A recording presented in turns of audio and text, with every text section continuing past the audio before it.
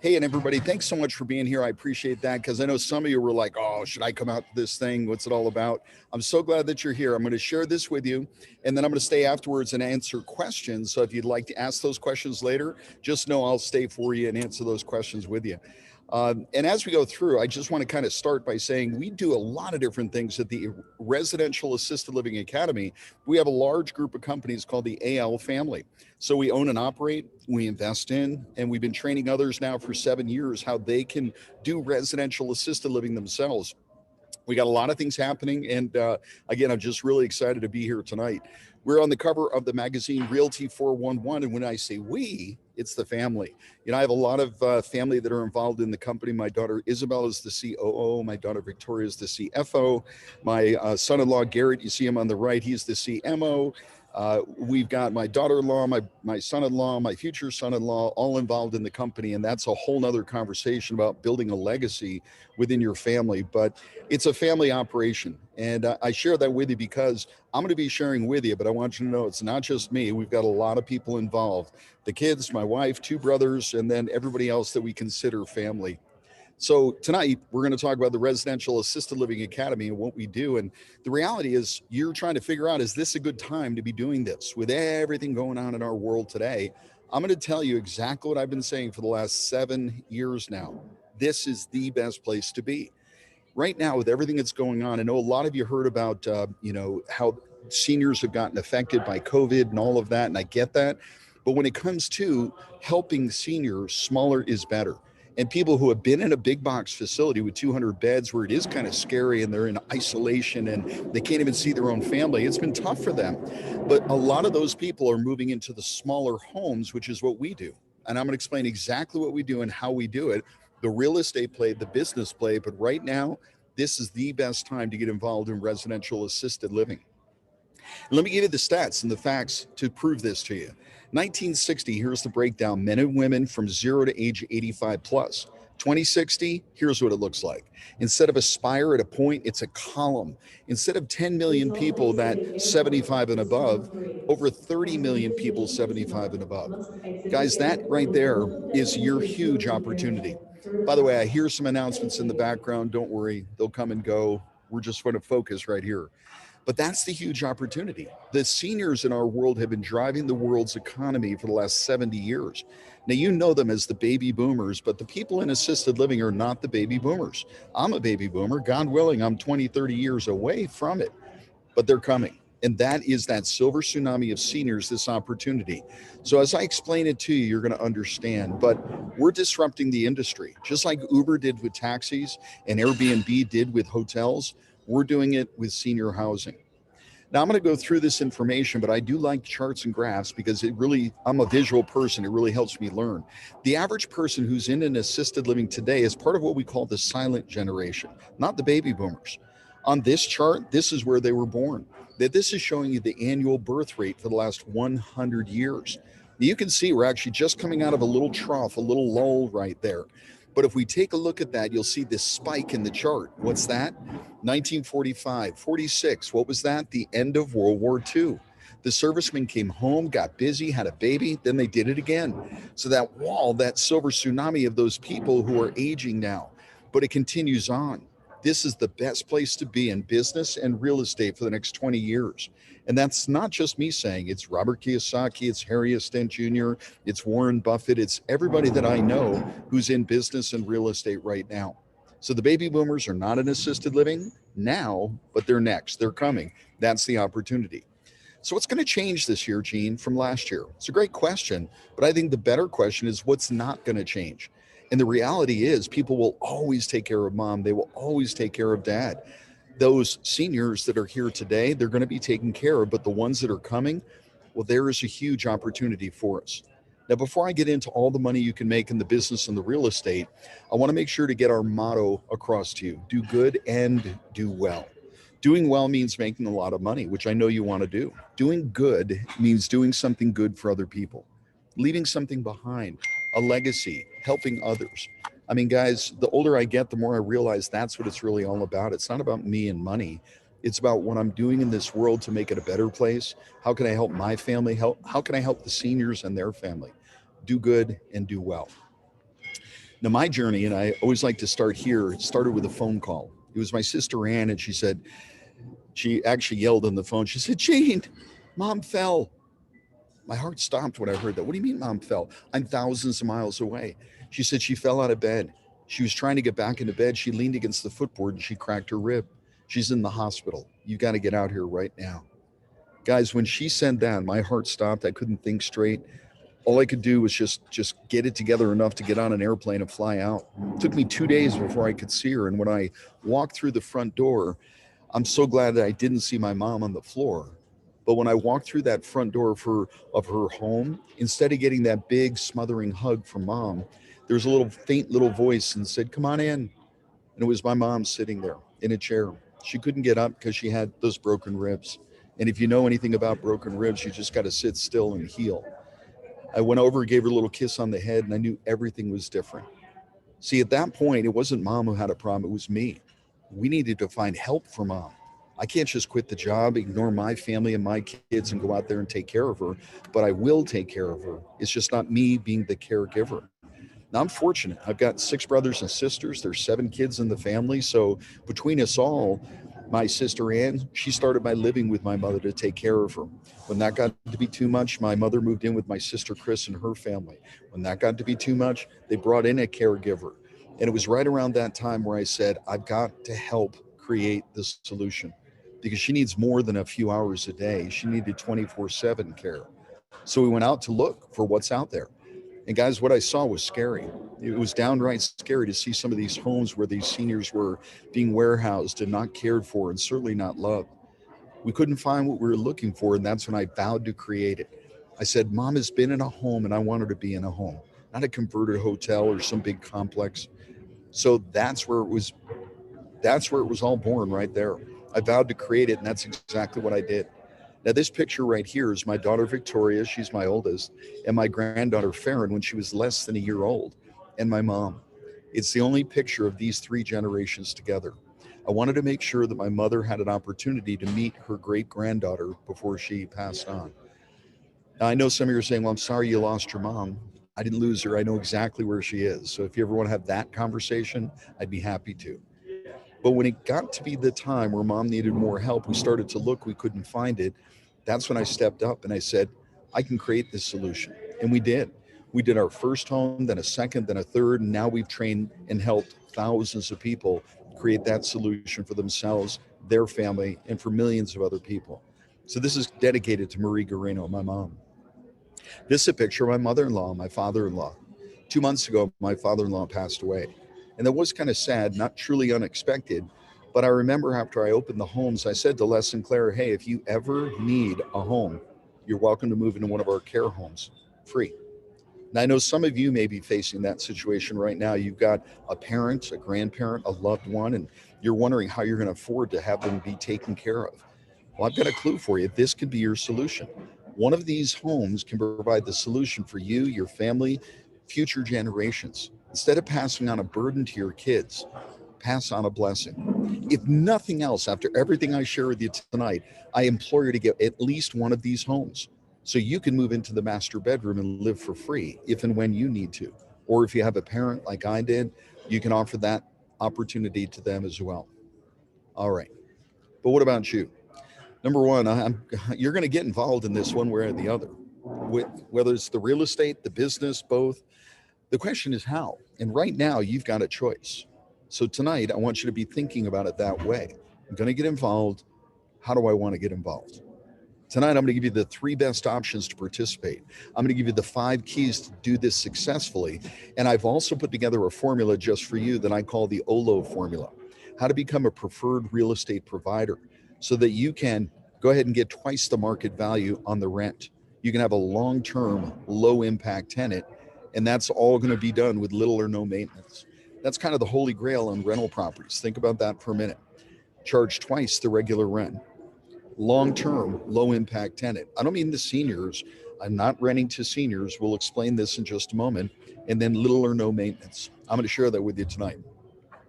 Just as a little background, I've been doing real estate since I was 18 years old. That was my first purchase. It was a home, and we used it for a business. We did that. We did fix and flip. We did buy and hold. We did small 4-unit apartment complexes. First commercial was the age of 25. I've been doing real estate for a long time. They didn't paint the great beard on me. I just turned 60. So now you have a little idea of where I come from. As I was growing up, I've been an entrepreneur my entire life. Was a professional musician, had a recording studio, small record label, music school. I've been a certified financial planner for over 26 years now. I can't believe it. Also licensed in Australia.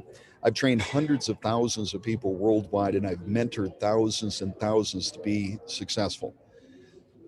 Written a book, How to Invest in Senior Housing, The Insider's Guide. And then the latest book, and I'd love for you to have a copy of this, Blueprint, How to Start Your Own Residential Assisted Living Business. At the end, I'll share with you how you can get a copy of them. But again, my most important thing is family. I've been married for 35 years to the love of my life. She's absolutely incredible.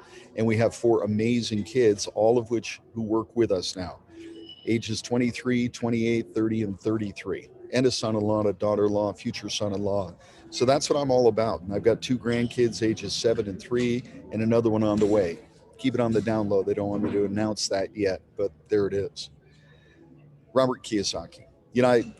I'm sharing this because I know many of you have read the book, or at least you've heard the name Rich Dad, Poor Dad. And the first time you read the book, for most of us, it gives a real life change. Instead of thinking about let's go to school, get a job, and retire when we're 65, we start thinking differently. And I remember the first time that I met Robert Kiyosaki, he came up to me and said, "Hey, you're the assisted living guy. I've got some questions for you." I said, "Whoa, moment is in. Robert, you're the purple book guy and you're asking me questions?" He said, "Yeah, Kim and I, we've got a property that we're looking to convert into assisted living. What do you think?" And I was consulting him. That blew me away. But then I said, you know, this is amazing that you're asking me. He said, "Gene, there are so many millions of people that need this. This is the place to be." And then he asked me a question. He said, "Gene, what's your number?" And I thought to myself, how do you mean? He said, "What's your number? How much do you need on a monthly basis to pay all of your bills?" You see, his book, his game, Cash Flow, is all about getting out of the rat race. So the first thing you need to know is, what's the finish line? What does it mean to get out of the rat race? How much do you need on a monthly basis flowing into your checkbook so that you can pay for the house, the food, the kids, the car, the fun? What's your number, Gene? Now, I'm going to ask you the same question Robert Kiyosaki asked me. What's your number? Go ahead and write it down right now. I mean it, seriously. Pull out a pen, write it down. I mean, man, I got my pen here. Write it down, dollar sign and number. Go ahead, I'll give you 3 more seconds.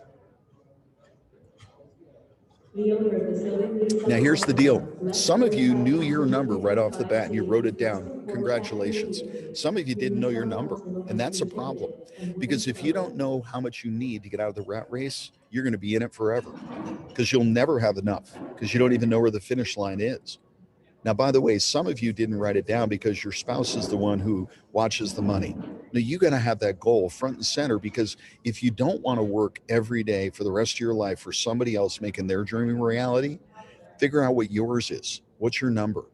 Now, by the way, there's a third group. You didn't write it down because the guy with the gray beard on the other side said, "Pill on a pen and write it down." Guys, if that's you, maybe you're just not coachable. Maybe you're not willing to learn. I'm not here for me, I'm here for you. This is about you. And if you want change, you're going to have to do something different. And if you don't want change, that's great. Go do what you want to do. It's all good. But for those of you who are looking for something more, you're looking to be at the right place at the right time with significant cash flow, with significance, well, this is it. Now, I got together with Robert about a year after that first meeting. And by the way, that is my wife photobombing us in the background. And Robert was asking me more questions. And I said, "How's your project coming along?" He said, "We're still working on the plans and so on." I got together with him about a year or two later at the New Orleans Investors Conference. We were in the green room backstage. We were both speaking on the same stage. And I said, "How's your project?" And this time he said, "Great, because I just got a loan from the bank for $120 million." And I thought to myself, man, am I glad I am not competing with Robert Kiyosaki. I mean, he lives in my same city, my same town, and I don't want to compete with him. And I don't want to compete with Brookdale and Sunrise and Atria either. You see, if you've seen those big box facilities come into town, that's a good thing, Because the reality is, you now know exactly where you should open up your residential assisted living home. They're not going to invest $120 million unless they've done the market research. They know the seniors are there, they've got the money, and they're going to be there for decades. So they've already helped you with the location. Do it right at the end of their driveway. You're going to have 10 beds to fill while they've got 210. So I asked Robert, I said, hey, I would love to have you come to our national convention and share with everybody what you think about residential assisted living. And it was a gas to have him on the stage. And by the way, he drops the F bomb every other word. So I had to talk to him in advance and say, please, Robert, these are very nice people. And I know you like to do that, but please don't. I'm the Robert Whisperer, apparently, because he didn't say it once, which is great.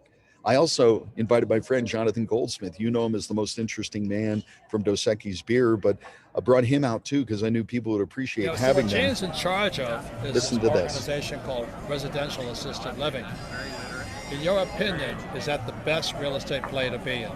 It is, because I always tell people, because the baby boom was so large, everything they do as they age is the best sector. People say millennials, there's more millennials. Bull.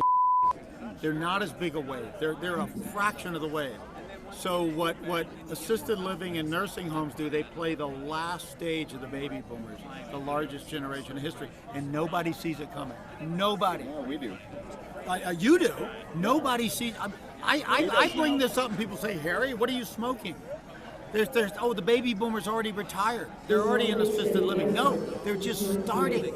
In 2018, they got 26, 28 years of nonstop growth. Nothing will grow faster, and nobody will see it coming.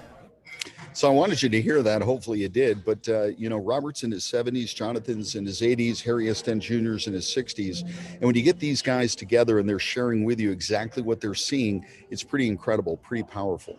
So why? Why residential assisted living? Why you? And why right now?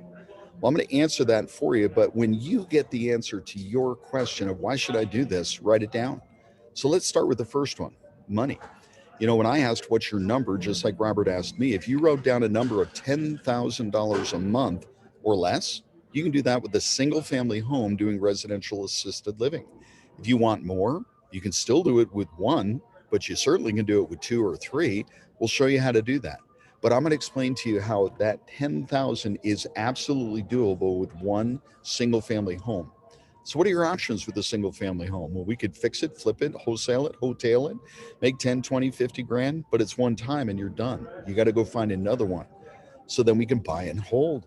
And buying and holding and making a couple of $100 a month is okay, but you need a lot of those homes in order to pay the bills. So we could rent it out by the room, a group home of some kind. There's a great market in group homes, absolutely. Now we're making $1,000 a month. Or we could do short-term rental, a different type of group home. Just the groups come in for shorter periods of time and make a couple of $1,000s a month. Many of you are familiar with all of those. And what I'm going to share is this one, residential assisted living, making $10,000 a month or more. By the way, you're in Florida. In Florida, they call this something different. They call this ALF, Assisted Living Facilities. It's called something different in many states, but there's about 20 states that call it ALF. So that's what it's called in Florida. Wayne Gretzky, the hockey player, he's known as the Great One. He's not that big. He's not that strong. He's not that fast. He's always asked the question, why are you so good? How do you do this? He said, well, I go to where the puck is going, not to where it's been. Guys, think about that in real estate right now. Are you going to where it's been or going to where it's going? McMansions were 10 years ago. Mini homes were 7 years ago. REOs, foreclosure short sales, were 10 years ago. What's happening now and what will happen for the next 10 and 20 years? Well, the answer to that is the silver tsunami of seniors that's coming. And I know that picture is disturbing because for some people, it's a crisis. And for others, it's an opportunity. So I want you to look at that way, not a crisis, it's an opportunity.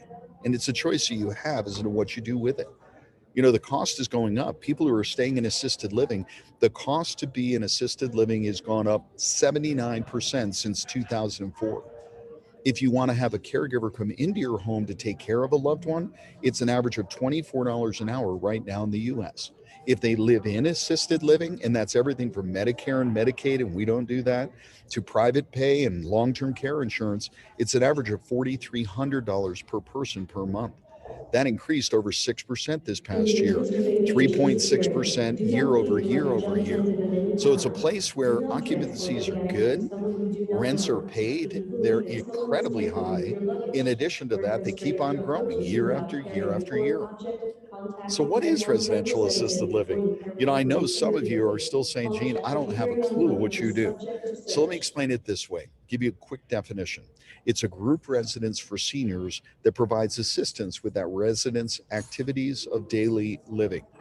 So, an ADL is everything you did after you hit the snooze alarm today: dressing, bathing, housekeeping, medication management, all of that. Nobody moves into assisted living unless they need assistance. It's just that simple. If they could play golf and pickleball and tennis, they're in a retirement community or independent living. If they need a doctor or a nurse, they're in a nursing home. Assisted living is right in between. They don't need a doctor and a nurse every day, but they can't stay at home alone. They need assistance. So, what does it look like? Well, as soon as I say senior housing or assisted living, this is what most people think: a converted hospital that now looks like a prison. That's not it. Or this, the show from the 80s, The Golden Girls, four mature women getting together, taking care of each other. It's not that either, but it's right in between. It is a residential home in a residential neighborhood, but it's a home, not a hospital. It's a home in a neighborhood. And I just showed you three residential assisted living homes. It could be a house that you live right next door to and you wouldn't know it. There's more than likely not a sign sitting out front like there is on this house here, a little bandit sign that we left out there for the last 7 years, became a permanent sign. And notice all of those homes are single level, ranch style. Doesn't have to be, but obviously, if you have seniors and stairs, well, if there's any mobility issues in a bedroom upstairs, that could be a problem. So you can do it with single level. You can do it with 2 and 3 level homes as well. Inside the home, this is what it looks like. It's a home. Might be a little bit more open, a little bit bigger to make it easy to get around, but it's a home. And we furnish the home. So when those seniors come, they don't bring their bed and their nightstand and their dresser and all that. We provide it all for them. But it's a home, it's a well appointed home. It's a home that is comfortable for seniors. So it's not full of IKEA or couches from, a fraternity. These things look like they are for 80 and 90-year-olds who are living in the house. Now, the people who live in the home are seniors. It's a group of seniors. It's not one senior in one home, it's a group of residents. You'll notice there's men and women. Now, there's a lot more women in that picture than there is men. There's a lot more women in assisted living than there is men. Why is that? They're killing us off. No, I'm joking. But they do statistically live longer. So if it's a husband and wife, he goes, she stays. She may live for a year or two or 5 or 10, and eventually she may need assisted living. So probably 70% of all residents in assisted living are women. And it's a home, not a hospital. That's why I bring this picture up. They can have a party. They're in bed by 7:15, so it's okay. They can have a beverage. Now, those are O'Doul's, non-alcoholic, but if they'd like alcohol, as long as they have a note from the doctor, they can. But it's their home. You see, the kids who are 50, 60 may come visit for an hour or an afternoon, but they stay. The caregivers take care of them 24/7. Now, we're going to get into the money part, but remember, it's do good and do well. Do well means make a lot of money. Do good, helping others. This is a good representation of what that do good looks like. These are notes from family members saying thank you. Here's a check for $5,000 for taking care of my dad, but thank you for taking care of dad. Thank you for taking care of my mom. But what do you really want? What you really want is, number one, to be at the right place at the right time. And in life, sometimes it's easier than we think. We talk about baby boomers. They're here, they're coming, they're aging. But the oldest baby boomer born in 1946 is what? 74 years old right now. The average person in assisted living is in their mid 80s. So they're 10 years away. There's a few 74-year-olds, but most of them are in their 80s and 90s. Now, that group is aging and they're coming. Timing is key. Second thing is we want opportunity, less competition. Now, if we were in a room right there, Nish and Brian, if we were there in that room, I'd be asking people to raise their hand. How many of you are doing something you see on the screen? And within 20 seconds, everybody's hand would be raised high. They're either doing wholesale, fix or flip, rental homes, apartments, vacation rentals, storage units, mobile home parks, raw land lots. Everybody's raising their hand. And then I would say, keep them high. And now look around, look around, look around. That's your competition. Now, I know you guys, you're friendly to each other, but think about it. You're also competing for the same deal. Then I'd ask the question, how many of you are doing assisted living? And virtually no one would raise their hand. I'd be the only one with my hand raised, and I'm out of town. So here's the deal. If you want less competition, go where other people are not. Go where the opportunity is coming to you. You don't have to work that hard, and you don't need a crystal ball for it. With 77 million baby boomers, there's an average of 10,000 people a day turning 65, 4,000 a day turning 85. That's 1.4 million people this year and next year and every year for the next 20 years turning 85 years old. Now, all of them are not going to move into assisted living, but hundreds of thousands of them will. And there's no room in the inn. 90% of all seniors would rather stay at home, as you could imagine, but 70% will need help with those activities of daily living for an average of 3.5 years. All signs point to this conclusion. They're going to need a place to live and they're going to need assistance. And that's the opportunity. Harry S. Dent Jr., the New York Times bestseller, is a keynote speaker at our last convention, says the opportunity of our lifetimes. Now, that's a big, bold statement. Of our lifetimes in real estate development and business is likely to be nursing homes and assisted living facilities. Now, he wrote it in his book. It's on page 90. You can read it. He travels all over the world giving keynote speeches and telling everybody this is what's coming. So I invited him to come to our national convention. He said, absolutely. And he did. So, common questions I get, Gene, I'm not a doctor or a nurse. Can I do this? Yes. Gene, I have a home right now. Might that be a good one for assisted living? Maybe. How much can I make? All right, we're going to get into that. So, here it is. If you're taking notes, write this down. The three best options for getting started and participating in assisted living. First, there's two plays, a real estate play as well as a business play. I'm going to lay them both out for you. The first, own the real estate, lease it to an operator. The key to that is find the operator first. Don't just get a property and say, now I'm going to go look for it. Don't do it that way. Find the operator first. They'll tell you which property, what area, what location. Then you do your thing and get that property below fair market value, whatever it may be, and then lease it to them. Get that double the market rent. Just be the landlord. The other way, and by the way, I know some of you are saying, Gene, I want to learn more about that. Got it. We created a program called the Preferred Real Estate Provider. See, once somebody understands assisted living, then they decide, what part am I going to play? Am I going to own the real estate, the business, both? Or am I going to be the money partner where I just write a check and receive checks?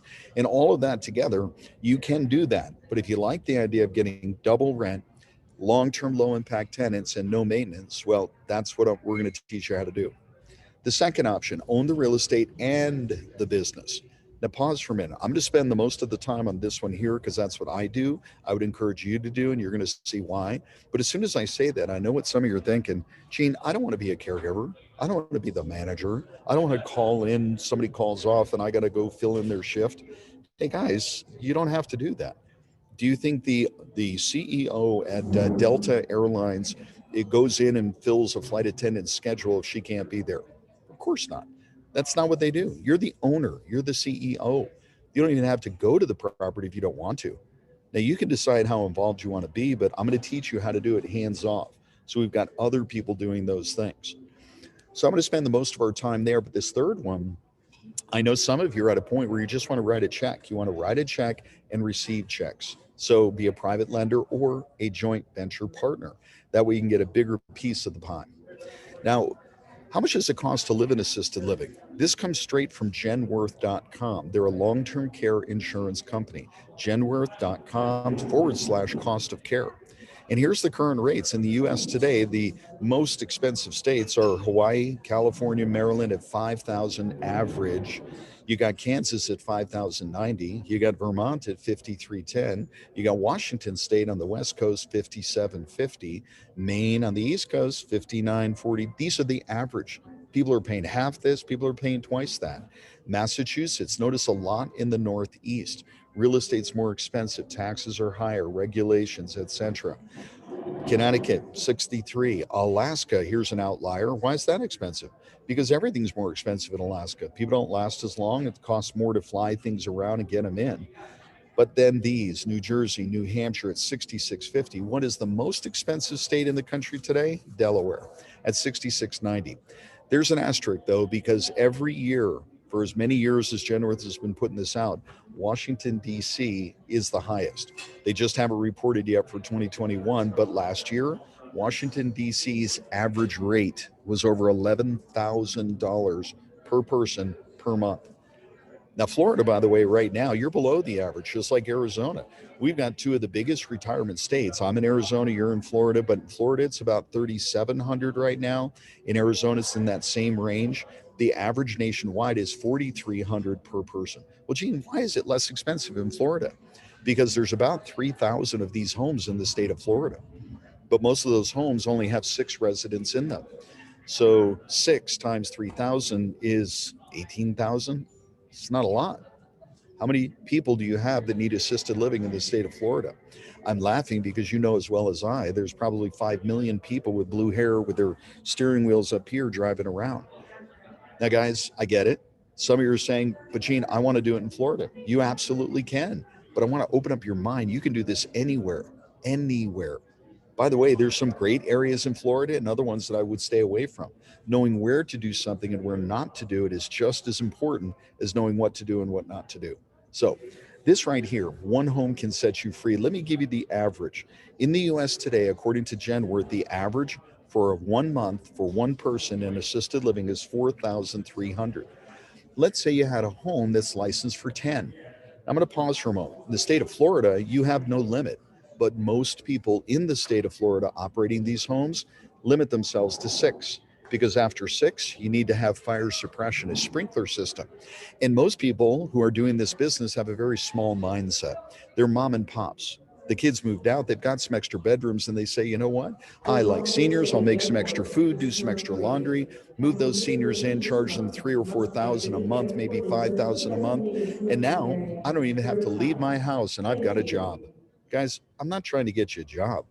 I'm trying to encourage you, inspire you to operate a business where you can make a lot of money and not work in it at all. I want you to work on it. So let's just say average. 4,300 is the average according to Genworth. 10, you could do that with a 5 bedroom home. The state will allow you to do that with a 2,000 square foot home. So it doesn't need to be big or giant or anything like that. That's potential gross income of $43,000 a month. Well, Gene, what's the overhead? What's the expenses? Well, I'm going to give you the list, but it really looks like your home budget: cable, internet, phone, newspaper, magazines, food, activities, landscaping. In the middle, it now talks about business license, caregivers, administrator. That's your biggest expense, meaning the caregivers and the administrator, the people that you pay to take care of the people. That's going to be 40, 50% of the entire gross income goes to that. The house might be 20%. When it's all said and done, let's say your expenses are $28,000. Good, bad, small, high. I'll give you the rest of the equation in a moment. But first I want to give you another number, 18,000.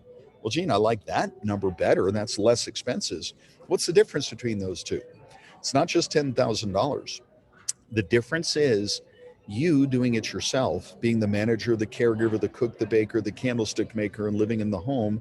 And your expenses might be 18 grand. You're probably writing off your cars, your phone, your food, everything, and you're living in that house. That's not the way I want to do it. The 28 represents we hire the manager who hires the caregivers. We live any place we want or go on vacation for as long as we want. They're taking care of business. So that's the number I'm going to use, the 28,000. And that you should have a vacancy factor in that. We know exactly what that should be, and it's all added in. So one more, the real estate. Now, in America today, the US just came out with the stats. The average home in America today is $340,000. Depending on whether you're in Boca or whether you're in Tallahassee, the price is going to vary a lot within just the state of Florida. You know that. But 340 is the average for a home in America today, a single family home. So what would be the debt service on that or the rent? Probably $2,500 a month or less. So let's double it. Because remember, I said I can show you how you can get twice that rental income that you're getting now. Let's say we were renting your house from you and we were paying 5 grand a month. That's a high number. I'm not going to pay it. But even if somebody did, they're still making 10 grand a month, 120 a year. That's nearly twice the household income average in America today. And you're not working a full-time job. You're not working a part-time job. As a matter of fact, if you do this right, 5 to 10 hours a week is what you will put in. If you do it even better than that, you might be able to operate 4, 5, 10 homes and put in your 5 to 10 hours a week. So we'll go into all the details. We have a training, obviously, that we can share everything with you, but let's go a little bit nicer. Because I know some of you are saying, Gene, I've got a parent in assisted living and it's not 4,300. I'm paying 5 and 6,000. Let's just go a little bit nicer, 55,000 times 10, potential gross income of 55,000. Your expenses are exactly the same. The caregiver gets paid the same no matter what the resident is paying. The food cost is the same. Let's say the house is a little bit nicer and we're putting 7,000 a month into the house. That's now netting you 20,000 or 240 a year from a single family home. Let's think a little bit bigger and nicer, or luxury. A lot of times people come into my homes and our students' homes and say, this is luxury assisted living. Everybody has their own perspective on what luxury is. I've got an amazing wife and she has a whole different perspective, right? So here's the deal. Let's just think bigger and nicer. 7,000. And that's the average in certain areas, certain cities, certain states, but 7,000. And let's say it's a big home, 5, 6,000 square feet. Gene, there's no 15-bedroom homes in my city. You're right. The Brady Bunch was a TV show, not a real home. So you're not going to find a 15-bedroom home. You're going to find a home in the right location, of the right size. And we can convert space into the bedrooms. Now we could have 8 bedrooms and have shared rooms. We could do 15 private rooms, but let's say it's a nice big house. Now your gross is 105,000 a month. And let's increase those expenses way up now. Hire another caregiver. Hire a chef with a white jacket and a white hat. Cook to order breakfast, cook to order lunch, gourmet meal in between that is served by the caregivers in the evening. And let's go all the way up to a mansion. It's 15 grand a month. You're still netting 40, 480 a year from a single family home.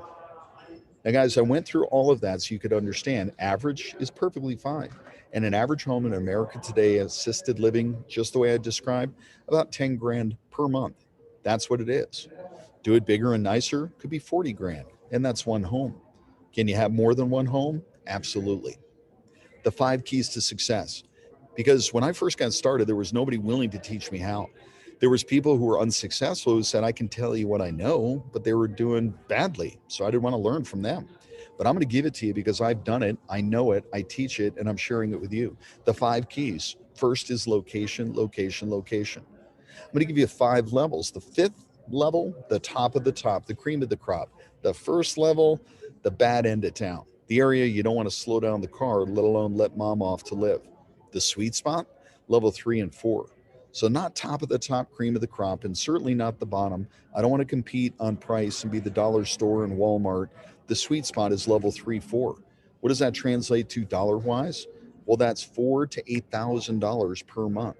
That average right there is the sweet spot. There's plenty of people, private pay, that do and will pay for that for their mom or their dad, for their loved one. So, what does that look like? Well, this is kind of a level 2 house, blue collar neighborhood. House is fine, not where I would choose to live at this point, but there it is. Now it says real estate and business were $330,000. That house you're seeing right there at that time that picture was taken was valued at about $180,000.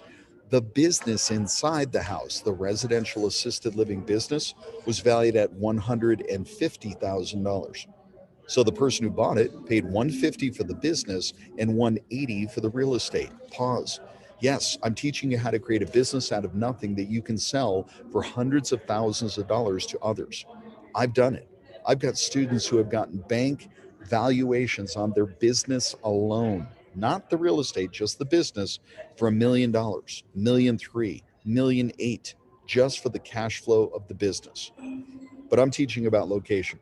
So you see the blue circle, that's where the house is, and notice the highways, north, south, east, west, conveniently located. I can drive there, come off the highway, in a few minutes I'm at the home. Over the river and through the woods is good once a year for the holidays. We want to be conveniently located. But that's a level 1. It's in this area here. I want a level 3 or level 4. So let me give you another example.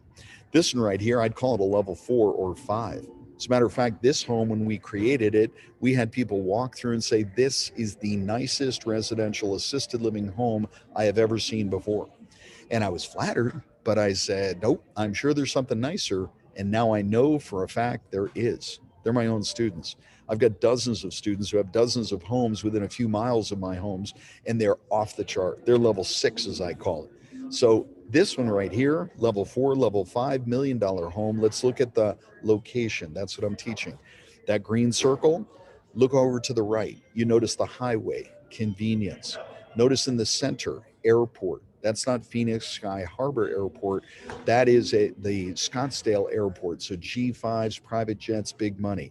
One of the nation's top golf courses, top left, Kierland Golf Club. And around that green circle, hundreds and hundreds of homes, thousands and thousands of people in that upscale where they can afford to pay for mom and dad's care. That's where I want to live, that level 3, 4, that $4,000 to $8,000 per person per month range. So we talked a little bit about the real estate, but now let's talk more about the business part. And the next step is your team. Because if I were to ask you, how many of you want to have employees? None of you would raise your hand. Zero, none, nada. But then if I were to ask you, how many of you want to do everything yourself? You wouldn't raise your hand either. Then I'd return back to the question, how many of you want employees now? And some of you would reluctantly raise your hand. You get the point. Guys, you can only do just so much. And if you're thinking you're going to do it all, you are mistaken. You're not going to be able to do very much. And you're not the best at everything. I certainly am not. As a matter of fact, I've figured it out. The less I do, the more stuff gets done. There's a lot of people that I've got that work with me, for me, but with me. And that's the way I truly mean it. They're a team. How do you find your team? Well, this is the business side. Number one, I want you to think of it as a three-legged stool. If you have a three-legged stool and you take one of the legs out, that stool goes down. So there is no one is more important than the other. There's three legs to this stool. It's a business, but there's residents and there's staff. The business is business. The residents are people. They're there to be taken care of. The staff is people and it's business. So we need to take care of them as well. Now, here's the deal. We're going to teach all the details of that, but I want to get the concept across. If you're just all about the money and don't care about people, don't get into residential assisted living. On the other hand, if you're all about people and don't care about making money, don't get in assisted living. This is not a charity. This is for people that want to make money, but want to help other people, and you want to work with a team who can get this done. The first person on your team is your administrator. They're the ones who's in the home day to day. They're the ones who are making sure the caregivers are there, they're in time, they're on place, everything is in place, the house is full, the residents are happy. This is a picture of one of my former managers. Her name is Mariella. When she came to us, she had already had a decade of experience as a caregiver. By the way, Mariella would never be a barista in a Starbucks or a waitress in a restaurant or a flight attendant. She loves seniors. That's what she does. And that's what caregivers do. They love what they do. They're not mercenaries out looking for another 50 cents an hour. So Mariella came to us as a caregiver. We hired her. She became an assistant manager. She became the manager. And then I asked her and I said, Mariella, what is it that you really want to do? And she said, Gene, I would love to own my own home. And my response is the same response I give any of my team that says that. I would hate to lose you, but how can I help you? I ended up helping fund her first home and her second home. Now she has 3 homes of her own and she no longer works for me. So I love that because you can help a lot of people, not just the seniors, but their families, the caregivers, the managers, and maybe they'll even become your future operational partners. You're wondering, how can I find a good manager? Maybe it's a caregiver who steps up. Maybe it's a manager who moves over, but your team. The second part is the caregivers. These people are face to face, direct to the residents. They are critically important to your success. Now they're dressed down here. They're not in their normal uniforms because it's a Christmas party, but you get it. They're from all over the world. And the 2 main nationalities that are caregivers and even managers in the industry, Filipino and Romanian. We also have a lot of people from North Africa. Not many people from the US who look like me. It's people from other countries who work hard. They love what they do. They love seniors. They're excellent at what they do. There's some people in here, I can write the center right there. She was a nurse in the Philippines. When she comes here, doesn't translate. So she's a trained nurse in the Philippines here. She was a caregiver in our home. What a wonderful skill set to have. This next one, the clients. Who is your client really?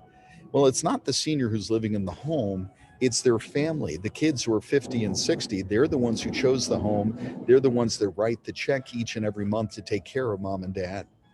The 5 keys to success. The next one is getting paid. Where does this money come from? Well, I told you we don't focus on Medicare and Medicaid. Others may, but that's not what we do. The Fed gives money to the state creates a program, and they'll pay, let's say, $2,000 a month per person in assisted living.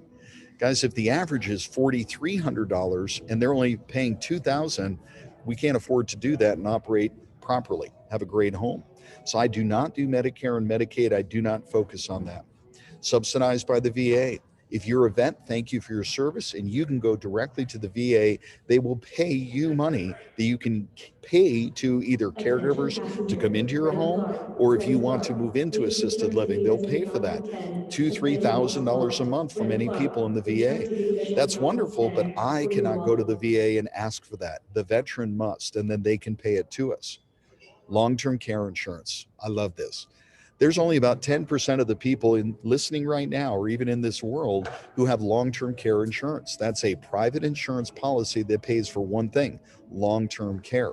But when somebody walks through the front door and they're 85 years old and they say they have a long-term care insurance policy with John Hancock, Metropolitan, Genworth, and they've had it for 30 or 40 years, I listen for angels singing. That's a good thing, because when they bought it 40 years ago, it probably had a benefit of $100 a day.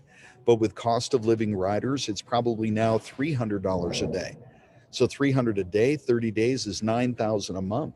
I may only be charging everybody else $5,000 a month, but if I know there's a long-term care insurance policy and I can charge them the $300 a day, that's what we do.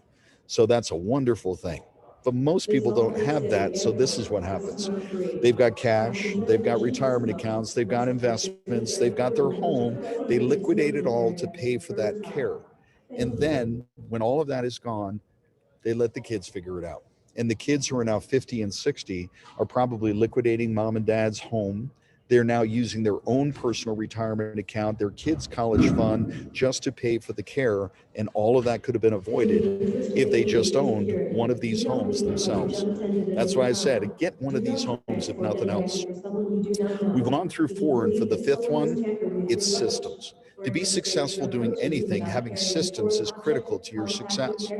So the real estate, the systems that come into play are locating the right real estate, acquiring that real estate, renovating that real estate. It's different than a fix and flip. It's different than a rental property. What you would do to the property here is different than you would do in any of those other. So we need systems in all of those. Team building. First of all, you need to identify who you need, train them, retain them. Systems, we've got those as well. Then what you need is operations. Now you'll notice I didn't talk a lot about operations, like what about policies and procedures and emergency plans and menus, because that's not the part that I play. It's not the part I want you to play. That's what the manager does. But we have systems for all of that, so we can simply put somebody in that position. And then funding. There's 7 different ways to fund this with or without your own money. SBA loves funding residential assisted living if you've got experience, or you've got a team, or you've been trained and have support. There's 7 different ways and more. And then partners. Partners can be good, but you got to know what you're doing. Here's the deal. I know some of you are saying, I'm all about the real estate. I want to partner with an operator. Great. They're both sitting in our class.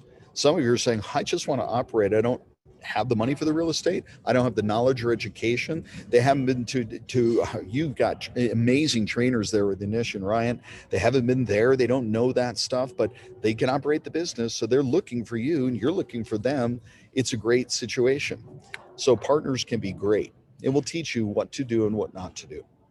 I mentioned once you have your team, you can have more than one home. The concept of a 3-pack is something that will teach you where you have 3 homes within 30 minutes of each other. Now, why would you do that? Number one manager can oversee all 3 homes. 2, the caregivers can be shared from home to home. 3, the economies of scale of buying equipment and services can be shared amongst all 3. Now, it could be 2 homes or 5 homes, but you get the concept. 3 homes within 30 minutes. You can have different levels, a level 3, a 4, and a 5, each one making you more monthly. But imagine having 3 of those homes, how that could impact your financial life. So right now, some are saying, Gene, get back to that real estate part. We are at the BRIA right now, the Broward Real Estate Club. I get it. So here we go. What if you just want to own the property and lease it to the operator? What do I do? Well, I'm going to share with you how to become a preferred real estate provider in our world for residential assisted living. I'm going to give you a formula, and this formula is simple. But this is how you can get twice the market rent, long term low impact tenants, and little or no maintenance along the way. This formula has three letters, write them down: OLO, OLO. The first is opportunity, and I'll explain. The second is location, and I've already shared, but I'll re explain. And the third is the operator. So let me start with the opportunity. First, no matter what you invest in, if you're looking to be an investor in real estate or business or whatever, number one, is there a need for it? I mean, is there a need for a new typewriter right now? Telegraph? Of course not. But senior housing, you've seen the charts, you know the answer. The second question is, what's the current demand, right? So, how many people are demanding this? And if there's more supply than demand, that tells us a story. If there's a lot of demand and very little supply, that tells us a story. And the third, do the fundamentals work? Can I charge enough so I can profit in the end? Well, I've gone through the numbers with you, and these numbers work. It's just that simple. I mean, right now, if you've got a rental home and it costs you 300 grand and you're renting it out for 2,000 a month, it's hard to make those numbers work. You all know that. These numbers work all day long. Opportunity, location, demographics. It's not oceanfront, mountaintop. It's who lives in that area. What's their age? Because what you're looking for is me. Somebody who's 50, 60 years old, they make a lot of money. They're going to take care of their mom and dad. They want them to be close by where they live, so it's easy to go visit them. We'll teach you about the exact demographic, the avatar, the bullseye, and the current competition. How many other beds are out there? How many big communities, Brookdale, Sunrise, Kiyosaki, and how many residential assisted living homes? And then what's the future opportunity? You see, there's a math equation to help you with that. If there's X number of people at this age, the future opportunity as they age is this. So we know those stats, we know those facts, we know those figures. Location. When I say location, remember I said level 5 is at the top, level 1 is at the bottom, but the sweet spot is level 3, 4. Here's a mistake that people make when they say, I don't need Gene's class, I'm just going to do this on my own. They get a free house in the middle of nowhere and it sits empty. It's in the wrong location. Or they get a really expensive house and say, this is going to be great, but they paid too much. They didn't have to spend $2 million on the house. They could have accomplished it with a $700,000 house.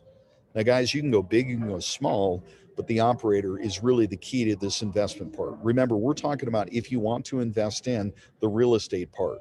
We talked opportunity, location, and now the operator.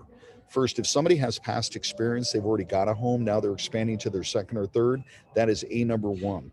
When I say past experience, when Mariella said, I would like to start my own home, it's a great example of an experienced person who's going to start or expand. I asked her, I'd love to help you, but you got to replace yourself. Give me an assistant who can move up to manager. And she did. The next part of this one is the training and support. See, not everybody is on their second or third home. There's not enough of these homes now. So there's people that come through our training. We do 8 trainings a year. They're always full, always sold out. People from all over the country, even internationally, coming to the training itself, and they're trained. They have our support. So they have training, they have support, they have knowledge, but what they need is somebody to provide that real estate. So the classes that we do are so much fun. We've got people, fathers and sons, brothers, husbands and wives, business partners, and now students like Rocky on the right who even help us with the training and on the support staff. It is a phenomenal experience. And we used to do it all like that, where we were in person, face to face, get on a bus and come on out. Now things have changed. We're doing things on Zoom and it's working out great. Let me explain. You see, when we do our 3-day training in the past, you'd have to fly into Phoenix, Arizona, stay in the hotel, come in a day early, stay a day after. So 3 days turns into 5. Plane ticket, hotel, all of that, 5 days.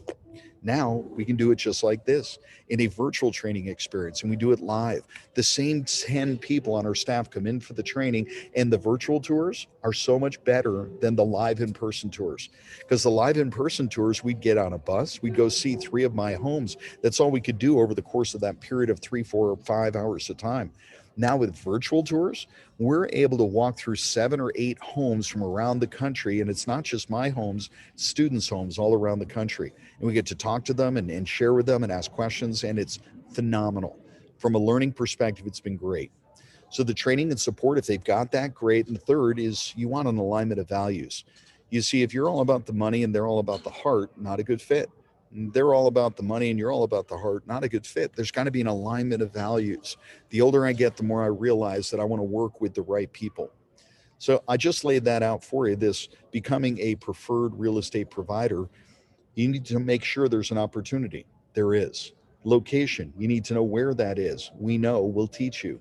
The third is operator, somebody who's done it before, who's got training and support and an alignment of values. That right there could be your play, your piece of this. But some of you are saying, Gene, I want it all. I want the real estate and the business because I like owning the real estate, but I like making that 10, 15, 20,000 net a month, even more. And I get that. So we've got students all over the country, like Lowe, a friend of mine now. He was a student, now a friend.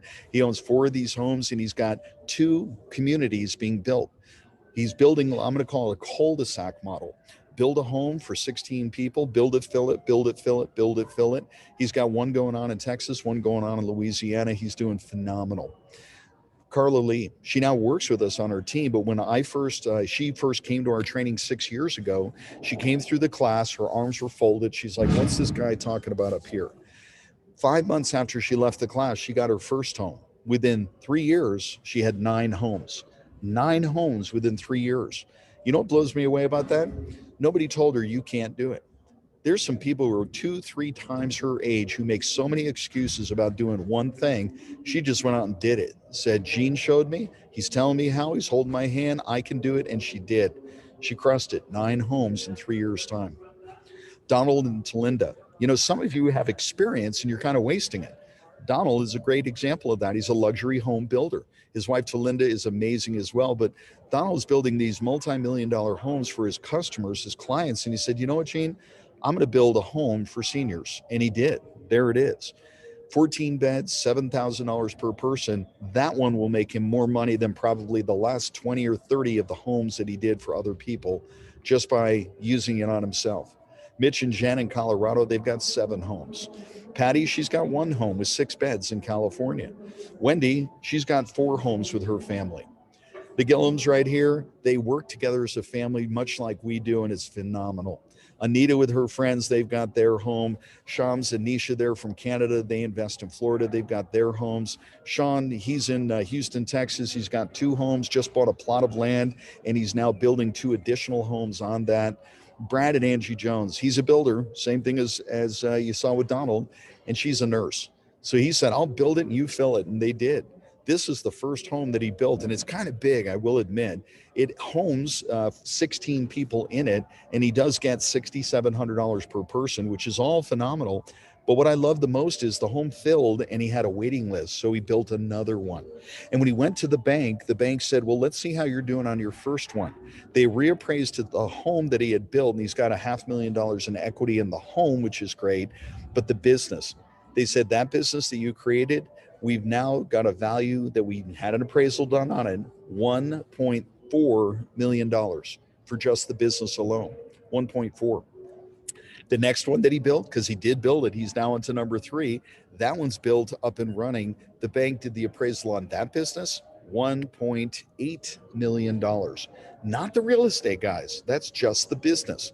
He created $3 million in business value from nothing in less than 3 years' time. Plus the $1 million in equity in the real estate, that's $4 million, and he's on his 3rd home. Guys, he could walk away, retire right now, but he's young, he's having fun, he's doing it, and he's helping other people. Rocky and Sherry have 4 homes. Their goal is to have 100 homes, package them together, and sell them off to the hedge funds for hundreds of millions of dollars. That's their goal. What's your goal? 1 home? 3 homes? 100 homes? You know, we can teach you everything here, but what we can't do is make you do it. But if this has been inspiring to you, if you're saying, I like the cash flow, I like the opportunity, I like the spot in the market where you're helping other people and you're making great money, I can see myself doing this, doing good and doing well. Well, your question now is probably, well, Gene, you just touched the tip of the iceberg. There's a lot more. Can I learn this? How do I learn this? How can I learn more about this? So I'm right now going to give you an opportunity, and I'm going to lay this out for you, and I'm going to do this in 12 minutes. So I want you to stay right with me to the end. I've got something very special to offer to you. First of all, when I first started training people, the only choice was a home study. People weren't coming out to a class. I recorded it. They listened. They did it at home. No follow-up, nothing. Then we started doing live in-person classes. People would come out. The classes are full. We do it 8 times a year, a 3-day class. It's phenomenal. But now things have changed. Instead of the in-person classes, now we do in-person as well as virtual classes. And the virtual classes, as I said, have been phenomenal. People from all over the country coming together, and we have a great time. And this way you can do it from the comfort of your own home, not worry about the extra travel time, the cost for the plane, the hotel, and all of that. We still do happy hours. We still have a great time. You learn a ton. The virtual tours are so much better. And that's what I highly recommend that you do starting tonight. Now, this is a live training. That virtual training is live. In person is live. But what you'll learn, whether you come to the in person or the live training, is everything that you need to know, including the best opportunities in your area, how to determine if a property is right for this, how to attract investors. I've helped people raise over $50 million for this, how to find the right team so that you're not doing all the work, how to fill your home quickly, how to do it all with or without your own capital, and do it in 3 to 6 months from today. I want you to flash forward 6 months from today, middle of summer, and if you were financially free, how would it feel? Meaning you got your 10 grand a month flowing in. You can fire the boss, or you can stay working there because you want to, not because you have to. If you just took care of that one thing in your life, that one getting out of the rat race thing, guys, that accomplishment alone would literally give you back the rest of your life. We're going to teach you all of that and how you can get it done quickly. That one and done formula. You can do it. I love when people come out to our class in person, and we are doing in-person classes. Matter of fact, our next class coming up in March is in person. We just did a virtual class in January. We're going to come up with our virtual class after that. But either way, in person or online, you're going to be given the RALS certification. That's through the National Association. And my goal is to come out and see your home in person.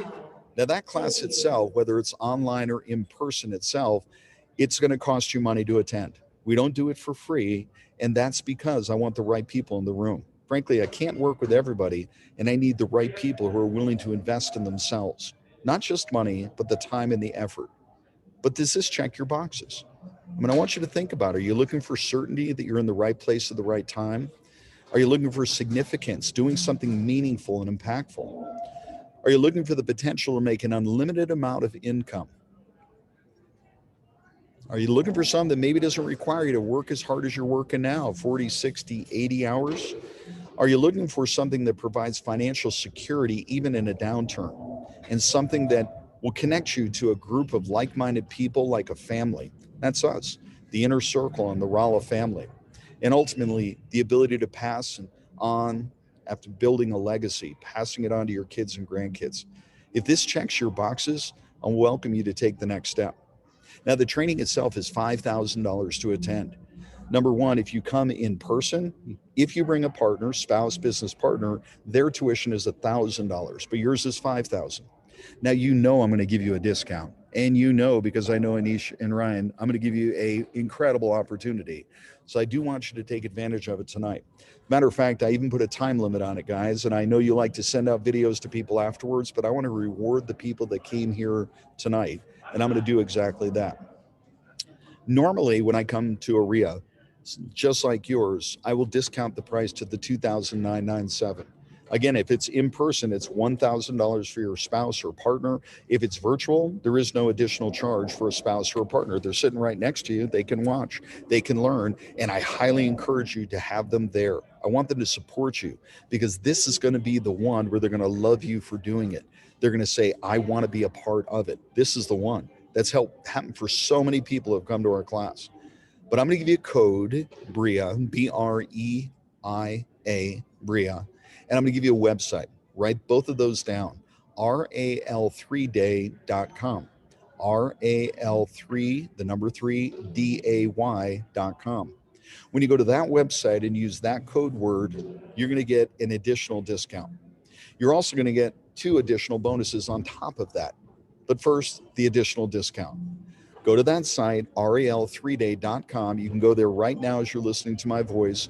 Use the code word BREIA, B-R-E-I-A. And when you do, hit apply, and you'll get an additional $1,000 discount. Happy New Year. That's my gift to you. I just turned 60 and you get the gift. That $1,000 discount is whether it's the virtual class or even the in-person class. Again, if you're bringing a partner to the in-person class, you pay $1,000 additional for that second person. In addition to that, right there, it says good for 48 hours. I left that up, wanted to give you plenty of time, but that's it.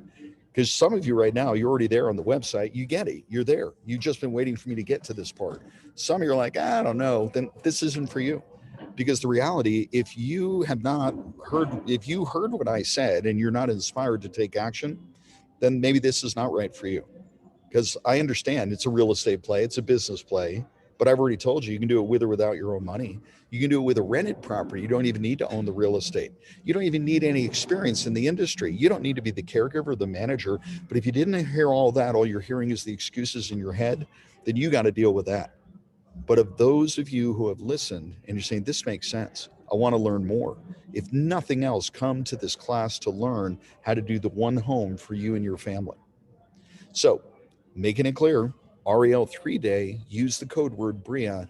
That takes it from the 29.97 to 19.97. It's actually starting at 49.97.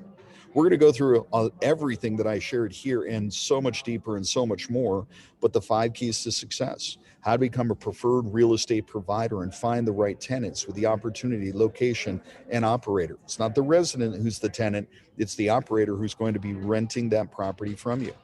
The 3 best options to participate, the 3-legged stool and all the details, the concept of the 3-pack, why, where, how, when. In addition to that, doing good and doing well. We'll explain what that means, but your success is up to you. And when I say that very clearly, your success is up to you, means you're the one who's got to take action. Nobody's going to do it for you. But knowledge is the key. So I appreciate you being here tonight, allowing me to share this with you so that you do get some of the knowledge, but I've touched the tip of the iceberg here. We're going to go through case studies, the virtual tours, giving you the context, deal crafting, how to create your own winning business plan, how to raise capital. All of this is a part of the 3-day training that you'll be a part of as well. How to attract the money, how to locate and work with angel investors and private lenders, and how to do it all. And again, the discount breaks it from $49.97 to $19.97. Go to that website, RAL3, number 3, DAY.com. Use the code word BREIA. But I've got 2 more bonuses for you. All of those who've already gone off, you're still going to get it, don't worry. But for those of you who haven't yet, number 1, I'd like to give you a copy of my latest book, Blueprint. I gave it to the gentleman who was interviewing me today. I'm going to get you a copy as well. Blueprint, love to have you have a copy of my book, How to Start Your Own Residential Assisted Living Business, the blueprint for it. That book is my gift to you when you get enrolled right now. And I got another one, a really cool tool that we put together that we call the RAL Profitability Calculator. You can use it on your phone or your computer, but this tool allows you to calculate the cash flow from the properties that you're looking at doing residential assisted living. We created this tool to make it easy for you to look at those numbers very quickly and see if this is a good one for you. We're going to give you access to that too. I've never done that before, so this is a gift to you. So you're going to have the Blueprint book as well as the RAL Profitability Calculator and that $1,000 discount when you use the code word BREIA.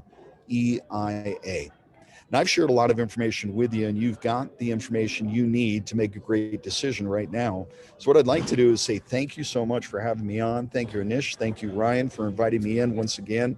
For all of those who've been listening, if you've got some questions, I'm happy to stay and answer those for as long as you'd like me to there, Ryan. I'm perfectly fine time-wise, but I wanted to honor that and get us done on the right time.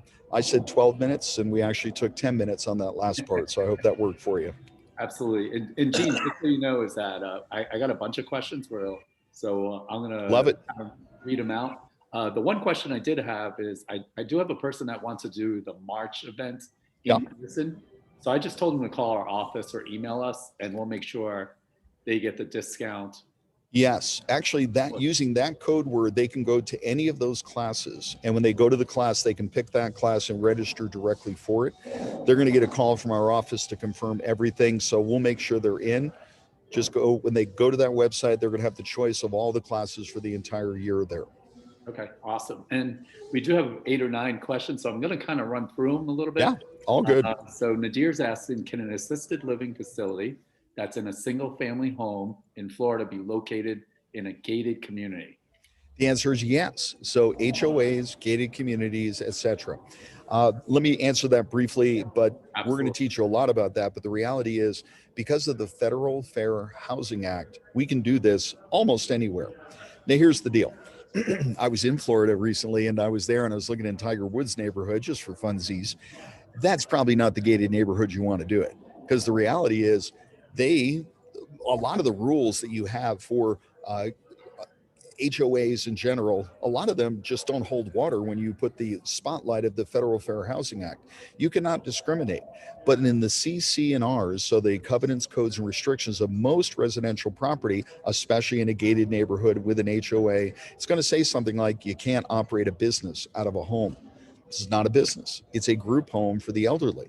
Well, we don't want you to do that. Well, then you're discriminating, because a couple of the categories in the Federal Fair Housing Act, the elderly is a group that is protected, and the disabled, and elderly individuals needing assisted living are considered elderly, protected, disabled, double protected.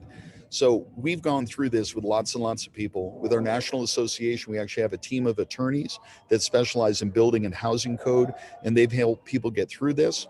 So the short answer is, we can show you how it's done. I didn't even know that. That's pretty good information.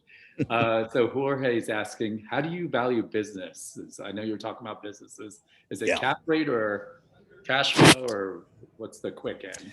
Yeah, there's 5 different ways to value it. I'm going to boil it right down to the one that is the best way to do it.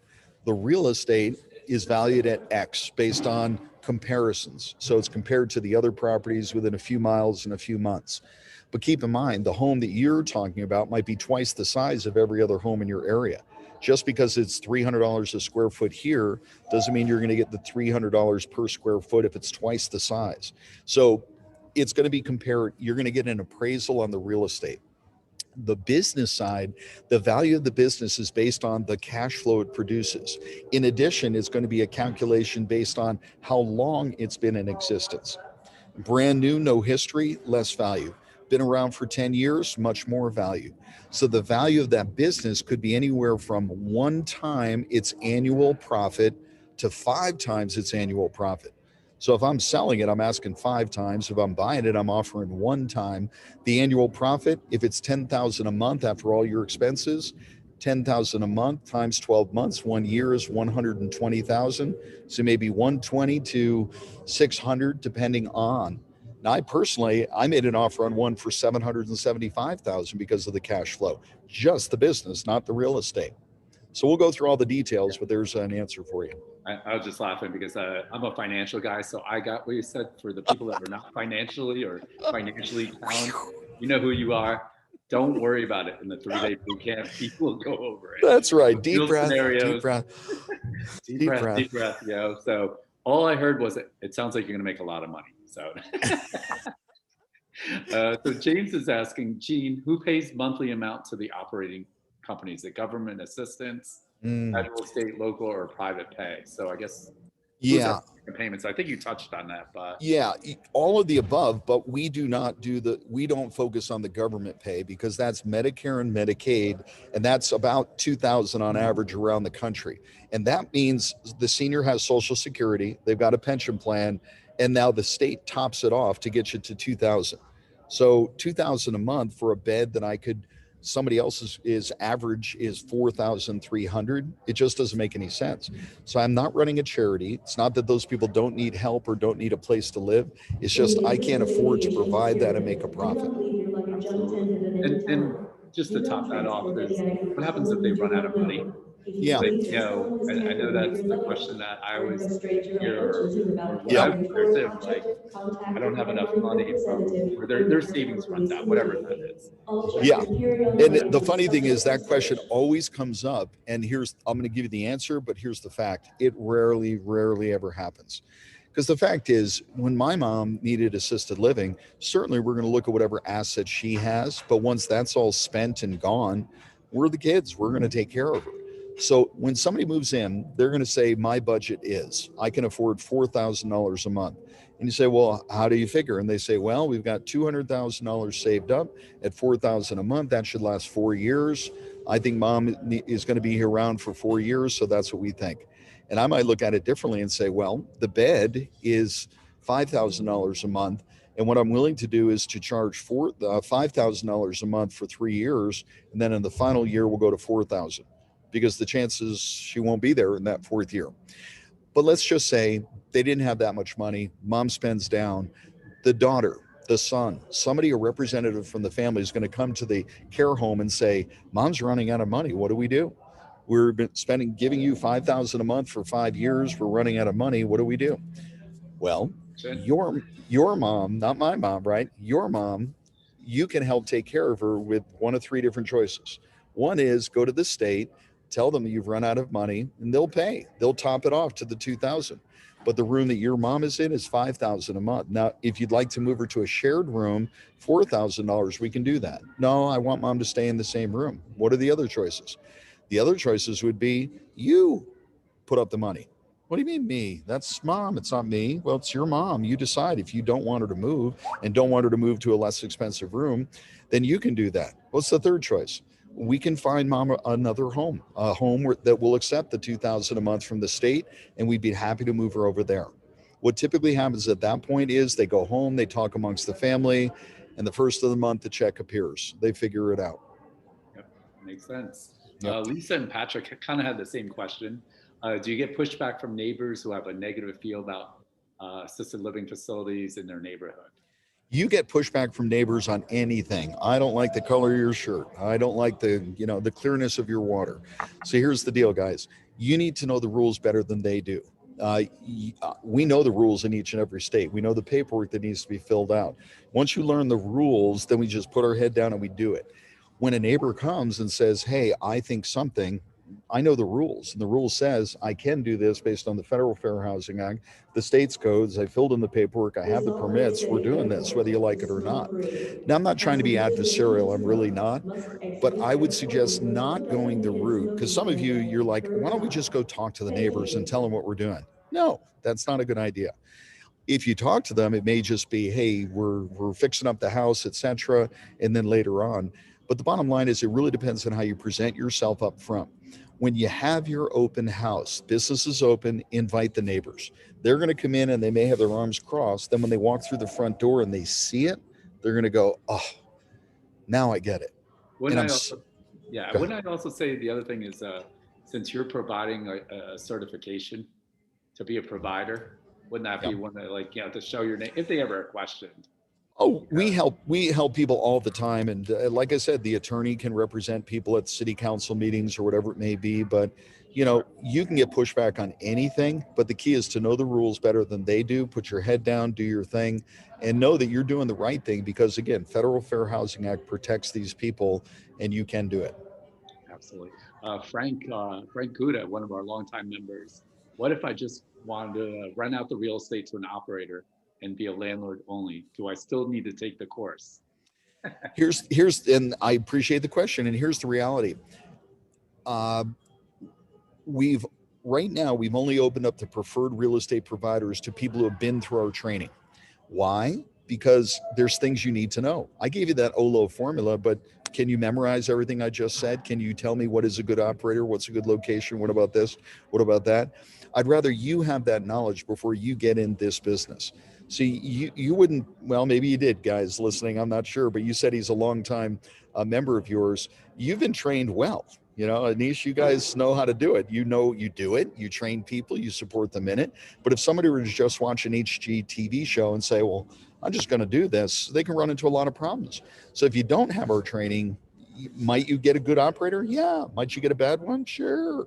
I want to teach you what you need to know. So later on, what we may do is open it up to people who say, I'm going to go to the class and I want to provide that. That's what we do right now. Maybe later on we'll do something different, but you won't know the answers to the questions that you'll receive, and you won't even know what questions you should ask before you receive them. And Frank knows better. He's an accountant. So there you go. I just kind of laugh about it. It can be a very expensive mistake. Yeah. You don't want to learn the hard ways. Trust me, knows I've learned the hard way on a lot of lessons. A couple more. We also in the chat, just so you guys know, we do have the link for Gene's event, and the code is very simple. Brea, Breia. If you don't know that, you don't deserve a discount. Charge them full price. Gene. If they can't remember our club's name, that's Oh, it. that's funny. I mean, I have no problem charging charging the 5,000. A couple more quick questions. I know you Sure. guys have a ton of questions. Let's see. Jackie's asking, do you need to get a business license if it's in a residential area? Well, the reality is every state's going to be a little bit different in regards to how they handle it, what they call it, how they handle it. It is, you, there's a lot of people out there that are doing things that are unapproved, right? You can do things unlicensed, unapproved, and fly under the radar. You're just asking for trouble. I would not do that. I want you to do it properly. Part of that is getting your home properly approved, having everything in place for it. So I want you to do it properly. Could you? Yes. I want you to do it properly. Perfect. I got two more questions I'm going to Sure. use. So what I'm going to tell everyone else that if you have more questions, I'm going to kind of, first of all, not only Gene is awesome, he's traveling, but his team is awesome. Yeah, they His are. daughter, Isabel, is fantastic. So if you email me, are you okay if they email me or our team and they forward the questions if needed to be? That'd be okay if I get the email and I'll just forward them to Isabel or a staff member, or maybe we'll give them a phone number or something so that. Absolutely. I was just muting myself with the background noise there. Oh, no, that's okay. Okay, so let's see. Do you have students who created assisted living facilities here in South Florida? You know what's interesting, guys, is you're in a hotbed. I'm in a hotbed in Arizona, and for some reason, the only place that I've been is to you guys, right? And talking about this. So we don't focus on Florida. There's a lot of opportunity there, but I haven't been there a whole lot to present it. So do we have students? Yes. But I think we have a lot more in Texas and we have a lot more in Arizona, and I just don't know why.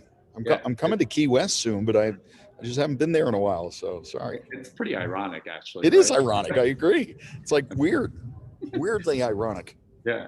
Unbelievable amount of clients and okay, Yeah. makes sense. You're right. Okay. And my last question, one of our favorite people, Denise, after the 3-day course, how much support do you give us to get up and running? Yeah, I want to be clear on this too. I designed the class itself so that you can come to the class, learn what you need, and go. Right? It's not designed for you to do something else after. But at the end of the class, if you do want more consulting, more help, we do have that available to you. But after the class is done, it's not like you call us anytime. If you want that kind of help, we'll have that conversation after the class. But I designed it so you can come to the class, learn, and do. Perfect. So I'm going to end with that. So again, if you guys have any more questions, I did not get to, you could either, I'll put it in the chat, you can put my information in, or we'll, push you towards Gene's team because they'll be able to answer all those questions. Once again, Gene actually gave you 48 hours. We kind of beat him up. We told him originally, only give him the day. I know you do that for the other reasons. You only give him that day. Exactly. I know you like Ryan more since he's the president of National RIA. All right, we're cutting it back to 24 now. See, there it is. So for me personally, I'll let I just want to thank you for taking the time. Sure. And by the way, I mean, phenomenal. You're at the airport and your commitment to students, your RIAs and your partners is unbelievable. It's amazing that you were able to do that at the airport. There's no chance I would be able to do it. You didn't skip a beat. I was still waiting for my flight to be called. I thought I was going to miss my flight. And well, maybe Gene's flying private. So maybe that's why. Oh, no. I can't. No, I'm not a politician. I can't do that. Ba-boom. Hey, and by the way, Alexa, how are you tonight? I see your picture there. I didn't say hello. Thank you so much for asking. Oh, you got I'm it. just blown away. I'm also just extremely grateful to be here, and I'm also just blown away by your presentation. It was flawless. Oh, thank you. He sent me a text message and was like, amazing presentation. I can't wait to learn more about it. And I told her, I said, I'll fill you in when we get to the office tomorrow. And yeah. Really Don't steal her, Gene. Hey, well, thank you again. I really appreciate that. You guys are special and you do so much good for so many people. And I love your heart. And I love, not only can you do it, you're willing to teach other people, support them through it. And you really, really work with them. And I just appreciate you guys a lot, because you don't know how blessed you are. You got a couple of special guys here leading you in this, and the opportunity is huge. So if this makes sense, join me. I'd love to have you as part of